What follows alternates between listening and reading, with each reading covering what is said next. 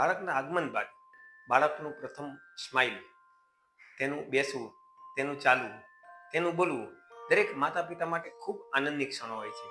પણ જો જ દરેક આ આનંદની ક્ષણોમાં વિલંબ થઈ જાય તો તે સ્ટ્રેસ પણ બની શકે છે. તો આજે એવો જ એક માઇલસ્ટોન એટલે કે બાળકની સ્પીચ, તેના વિશે આજે આપણે વાત કરીશું. બાળક 6 માસથી 12 માસનું થાય ત્યારે તે બેબલિંગ સાઉન્ડ કરવાના શરૂ કરે છે.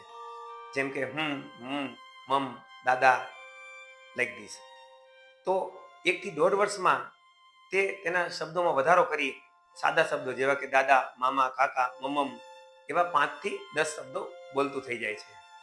અને 2 વર્ષ સુધીમાં તે લગભગ 2 શબ્દોને જોઈન્ટ કરે, એટલે કે મારે ખાવું, મારા મમ્મી એવા નાના નાના વાક્યો પણ બનાવે છે. પણ જો આ સમયમાં વિલંબ થાય તો તુરંત પીડિયાટ્રિશિયન કે સ્પીચ થેરાપિસ્ટનો સંપર્ક કરવો. પણ એટલું ચોક્કસ યાદ રાખજો કે દરેક બાળકની સ્પીચ ડેવલપમેન્ટ એ અલગ અલગ હોય છે. બાળકનો પ્રથમ શબ્દ તેની સાંભળવાની શક્તિ, તેની સમજ શક્તિ અને સ્પીચ અને બુદ્ધિ દરેકનો સરવાળો હોય છે.